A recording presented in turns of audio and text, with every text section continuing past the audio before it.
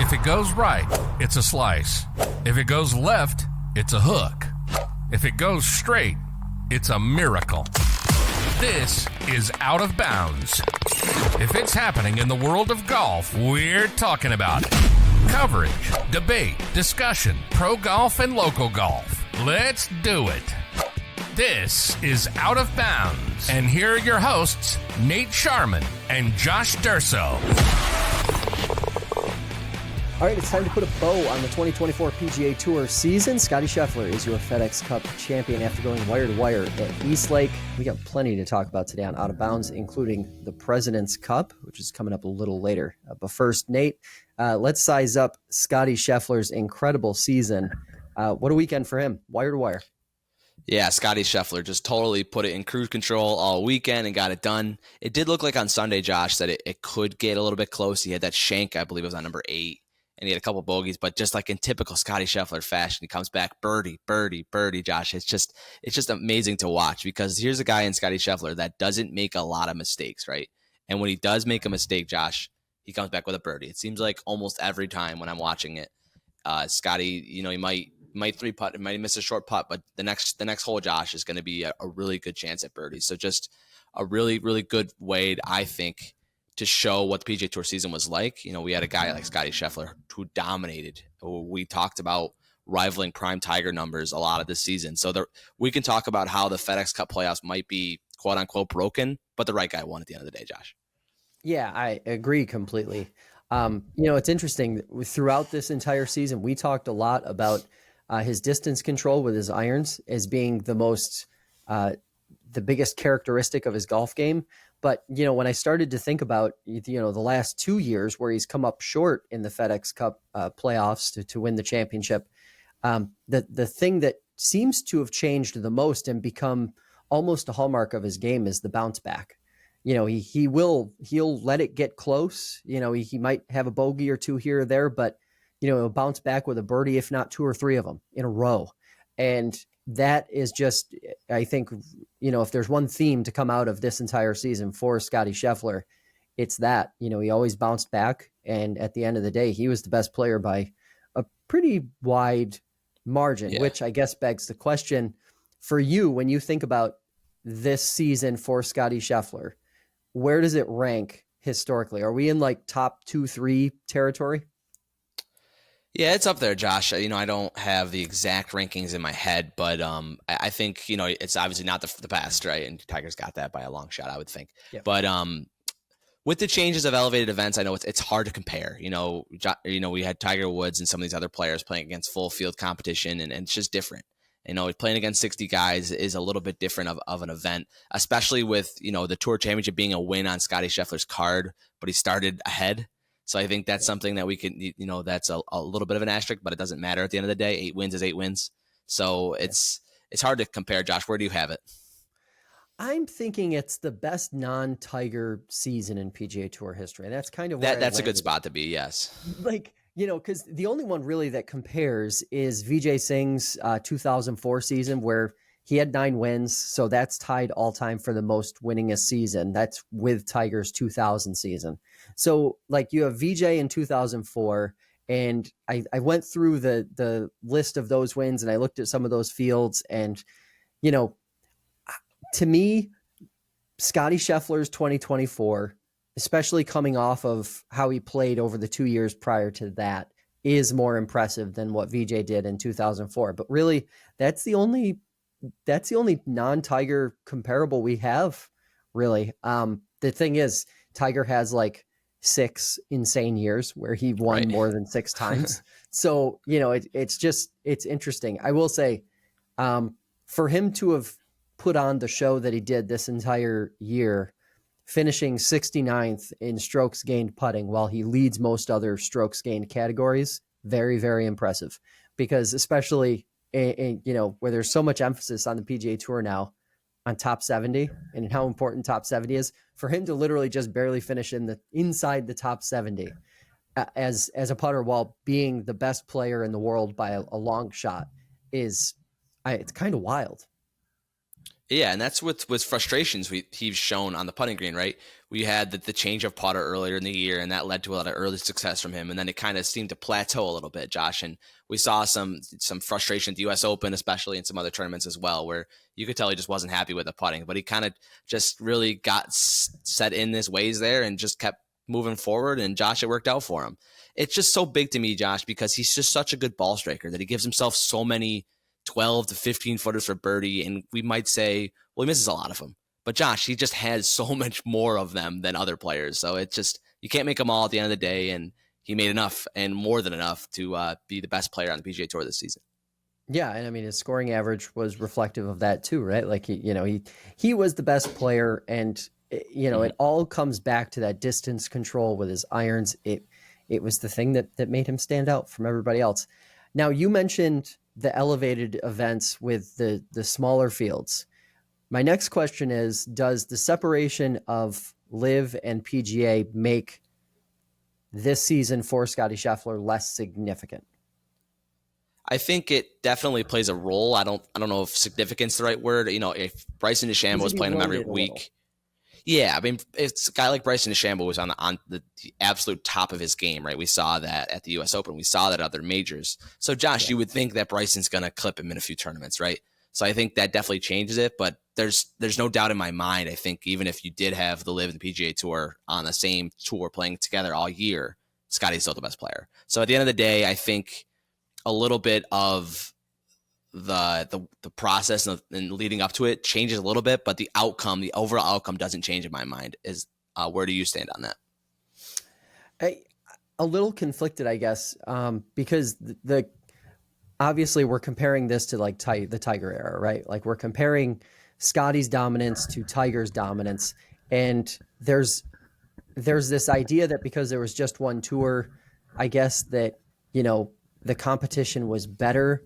But if we're comparing players from the late 90s through the early to mid 2000s, I don't think they're anywhere close to as good as the quality of competition has been for, say, the last like 5 or 6 years on the PGA Tour, just because of the physicality side of it, I guess. But I don't think much changes if Scottie's playing Bryson and Brooks and the other guys from Liv week in and week out. And a little bit of revisionist history here. When people think back to the Tiger days, Tiger's prime, when he was battling with Phil, so to speak. One, they didn't have a lot of battles. But two, Tiger and Phil, their first majors were like 7 years separated. So like this idea, it's easy to look back, I guess, on an era that's like 20 years gone and say, well, it was more unified, therefore the records that were broke during this era were better or better quality. It's a new era in golf, and I think these two, if we're going to compare Scottie's 2024 to Tiger's 2000, it's the closest thing to his 2000, 2001 as has ever happened and may ever happen at all. And I tell you what, even with this new system, even if we're talking about, separate tours, so to speak, for several more years, if Scottie bundles this into a 2 or 3 year stretch, I don't see how anyone can say it isn't as impressive as what Tiger Woods did in the late 90s when he took the entire tour by storm. I mean, you can include last season, I think, for Scottie too, maybe even the season before. I mean, last year, if Scottie doesn't trip up over himself and Victor Hovland doesn't play his best golf at the end of the year, we're talking about back-to-back FedEx Cup champion Scottie Scheffler. So it's shocking what he's done. And Josh, I think he's grown a lot as a player over the course of the last year or so. Going through those FedEx Cup losses, right? Going through the heartbreak that I saw Victor Hovland last year win, and then becoming a dad. I think just for Scottie Scheffler, it's really helped his golf game, and it's really helped him put himself into perspective to show, this is what I do and this is how I bounce back. And I think that's really been a huge factor for him. Yeah, absolutely. Let's talk about the golf course a little bit this past weekend. A lot of chatter on social media. There was a lot of buildup, right, to East Lake. Overhaul. There were criticisms of the venue. For you, did it live up to its championship assignment? So East Lake is always a funny one. It's a cool golf course. It's not the coolest golf course, but it is still cool at the end of the day. And Josh, leading into this tournament, everyone talked about, oh, this new renovation, it's going to be so difficult. It's, these greens are pretty new, so they're going to be a little bit hard, and people are going to have trouble putting on them. No, that didn't happen. Josh, I mean, Scottie Scheffler finished at 30 under. You take out the 10 strokes he started with, that's still 20 under. Morikawa, I think he was 21 under. Morikawa had a great comment on Instagram, Josh. Did you see it? It was under one of the net scores, right, of the week. Yep.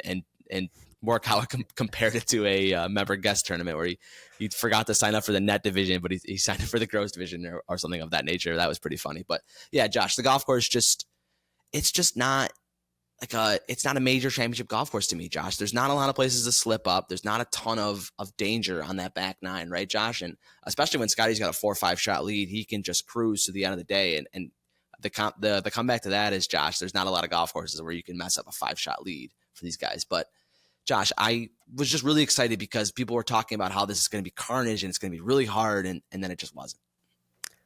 Yeah, I did some digging. It was the 34th hardest course played all year. There were only 41 tracks played the whole season.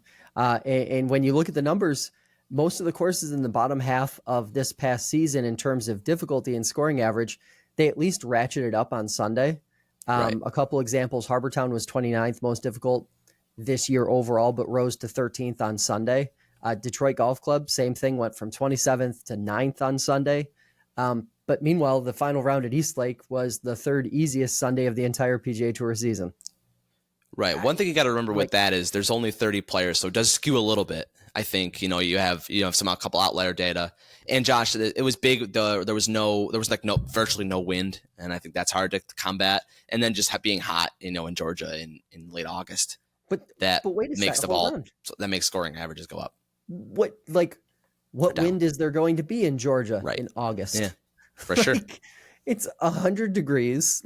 It just, to me, isn't, and this is the next question too, which is can the Tour Championship ever be as big as a major? As of right now, the way the golf course sets up, the way the playoffs are framed, the answer is a resounding no, especially after what we saw this past weekend. Also, one thing that kind of stood out to me about the golf course is none of the galleries felt over the top. Right. Not even top 10 of what we saw throughout the entire year. And, I think that's something, those are a couple things that just need to be fixed. That's stuff that just has to change. For you, can the Tour Championship ever be as big as the majors? I think it needs to be, for sure. I mean, the PGA Tour, this is the only tournament they own, right? They don't own any of the majors, so they preach this season-long race for the FedEx Cup in every single event this year. So this just can't be a dud at the end of the year, how it kind of was this year. And Josh, I think there's a path where it becomes a betterly planned event, but not like this. And I agree with you in that sense. But then there's a couple things that this needs to change with. And I don't know if it's complete overhaul. I think there's some parts of it that are good, but yeah, it definitely needs to change a little bit. Yeah. If we're talking, I think there's two different ways to look at this. There's the significance of it in terms of the season. So there's the significance factor. How do you fix the significance? How do you make it matter to these guys beyond just the money, which is one question that's really been debated heavily on social media. All professional golf, right? Yeah. But also to me, there's the excitement factor. So I think of, the waste management. I think of the players. I think of the API. I think of the Memorial, even to some degree, the Genesis. All of those events feel like they generate more excitement than the Tour Championship does. And I'm purely talking about surface level, fan buzz, right? And whether it's because of the time of year, whether it's because of we're pushing into football season and sports fans aren't really interested in engaging in golf at this point in the year after 4 majors. I set all of that aside. You need to find a way to just make it more exciting for people watching and experiencing it. Well, it can't go up against football season, and I know that's because of the Olympics. I know that isn't going to happen next year. The final week can't be during the first week of college football. I mean, I don't have the ratings in front of me, but I would guess that not a lot of people were watching on Saturday. I know people are watching college football and watching their teams play. So I think that's the first thing. And I think we already talked about it before. Next year, it's not going to happen. So that's a good thing. And Josh, we need to talk about what the Tour Championship can look like, because as is now, obviously we've said it doesn't work. So maybe that's starting. I think I like the idea of starting strokes. I think you need to find a way, because Scheffler needs to have that advantage, right, going into these tournaments. Sure. In the playoffs and how good he was. So maybe you start the starting strokes a couple weeks earlier in the playoffs. I mean, we have 2 playoff events before that, Josh, that are just played as regular events. So maybe you started at the FedEx St. Jude and you play starting strokes from there, and then you cut down. That's possibly an idea. Maybe you cut the Tour Championship every day from 30 down to 10, down to 5. And then on the last day, Josh, you have the 4 or 5 best players of the season.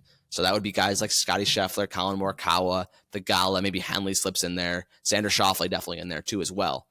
And then you have them battle it out, on a level playing field on Sunday at the Tour Championship. Josh, what's more exciting than watching the 4 or 5 best players of the season play an equal playing field on Sunday and watching them battle it out?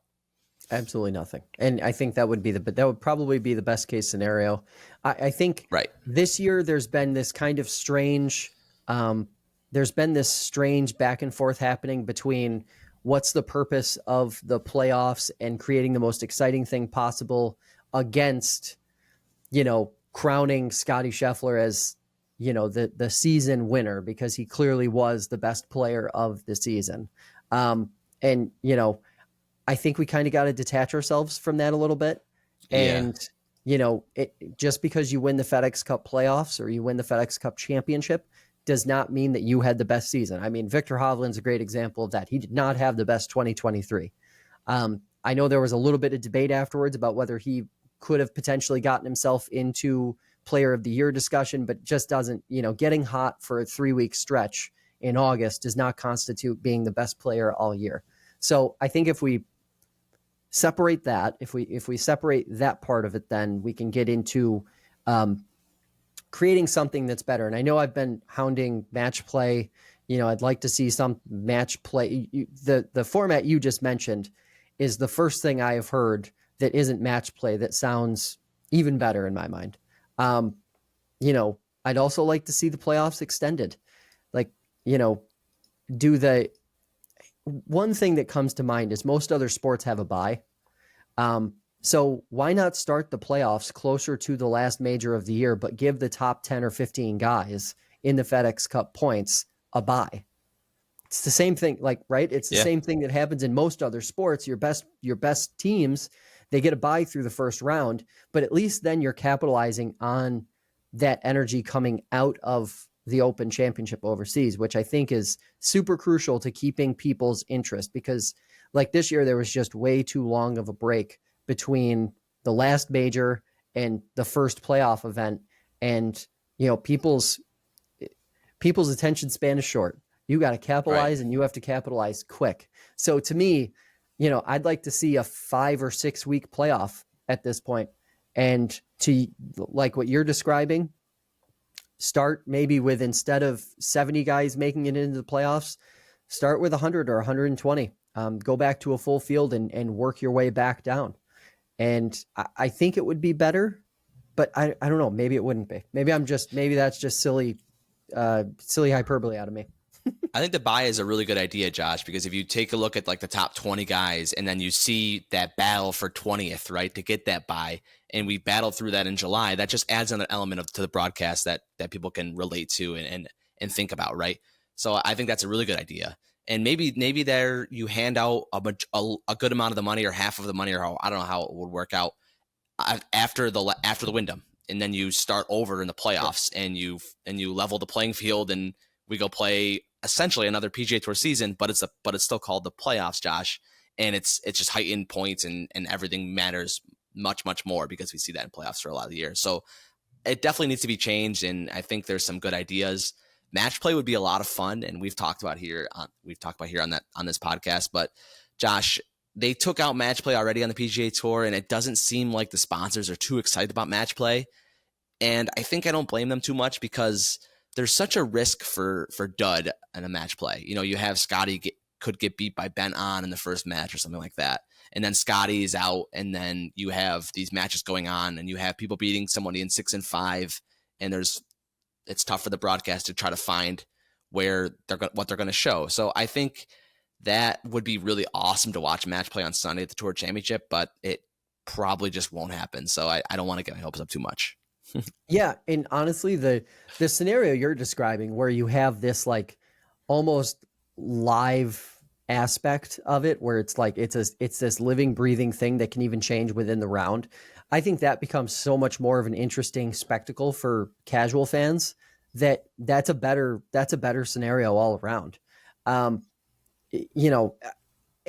thing that I know a lot of people are going to say is, well, the top guys shouldn't get a bye, and they could fall potentially in some way, shape, or form.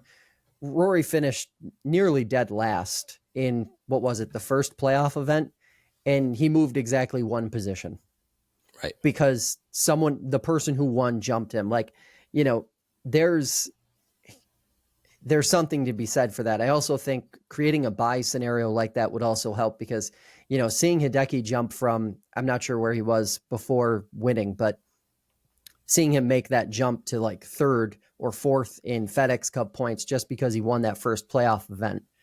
I mean, it doesn't really pass the that makes sense test for me anyway. So I don't know. It's one of those things. Do you think the criticism of the playoffs as it's constructed right now is fair in terms of like criticizing how it's just about the money and nothing else, or is that overdone? I think a little bit it's overdone, but a little bit of it's justified, right? I think you can criticize all of professional golf for the whole money aspect right now. I mean, look at this power struggle we have going on. So I think that's easy to do. And Josh, I think it is warranted at the end of the day because some of these guys have proved that money is the most important thing. Yeah, certainly. And I would agree, I don't really know what the answer is to overhauling the playoffs, but right. It felt like a lot of this season, it was just about the money. And with the way the playoffs are constructed right now, it certainly feels like it's mostly about the money. Speaking of the playoffs and rankings, are we happy with the outcome in terms of who is where as we close out the season? Because the leaderboard Sunday at 7:00 when they wrap up is effectively the final standings of the 2024 season. Do you think that is when you looked at that, does it feel like a good representation of this past season? For the most part, I think it's pretty good. Xander was obviously the second best player most of the year, and then he finished as T4. So that's really the only problem I have. I don't have too big of a problem with Morikawa being in second. He didn't win all year, but he did play really well and down the stretch and sometimes. But that one guy, Scottie Scheffler, stole a couple wins from him. So I think it's not a terrible outcome. Is it the best, Josh? No. But is it the worst? I also think no. Do you agree? I'm with you. I'm somewhere in the middle. I think my only problem is like golf isn't a team sport. So you have this implication that where guys rank at the end of the season is basically where they'll start the following season. So like there are going to be people who see this and say, well, wow, Thigala's the third best player come January. And, unlike team sports where you've got drafts and roster moves, retirements, and all these other things, there isn't any of that in golf. It's an individual sport. So these guys are going to be bringing the same thing to the table next season.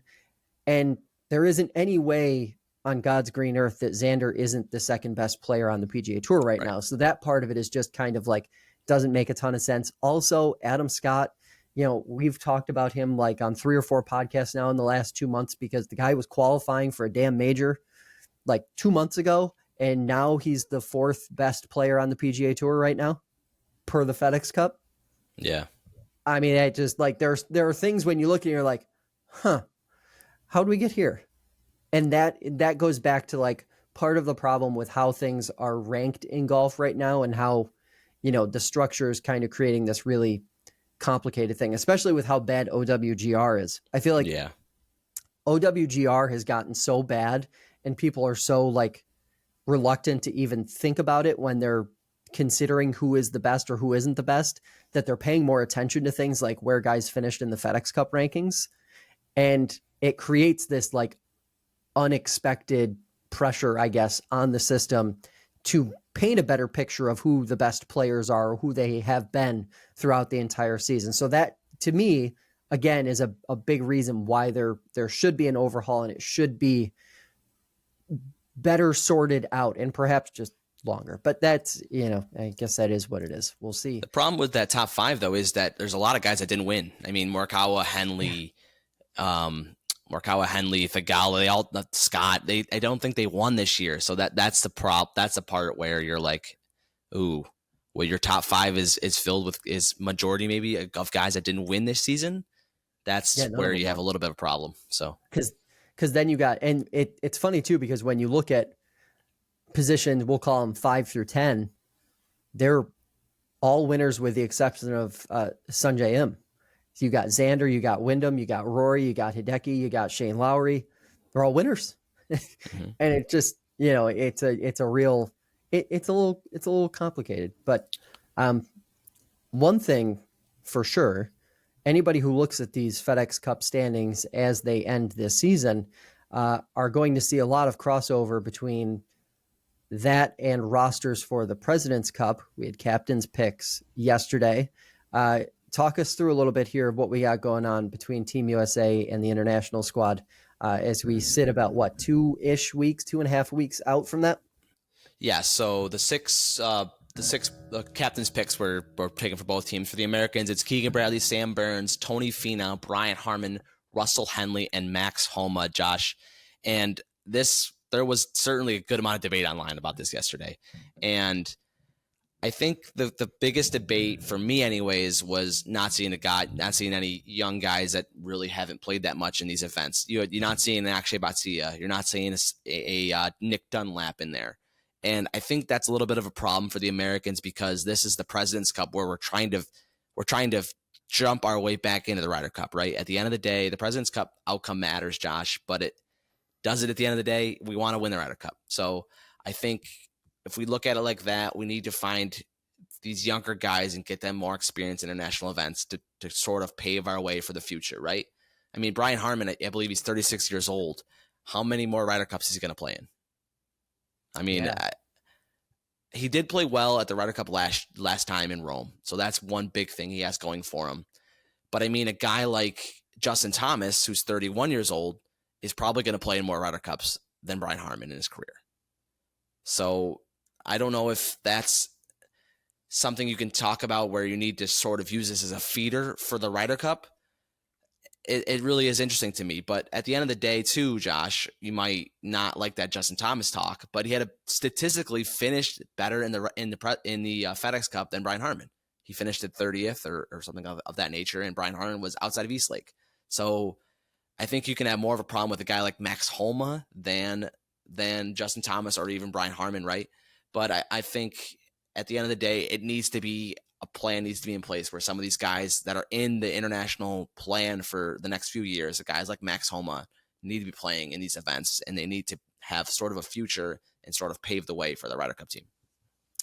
Yeah, I think I was I'll just say it, I was really surprised that there weren't more young guys on this team. I thought there was at least an opportunity for 2, maybe 3 picks for guys that were under 25 years old.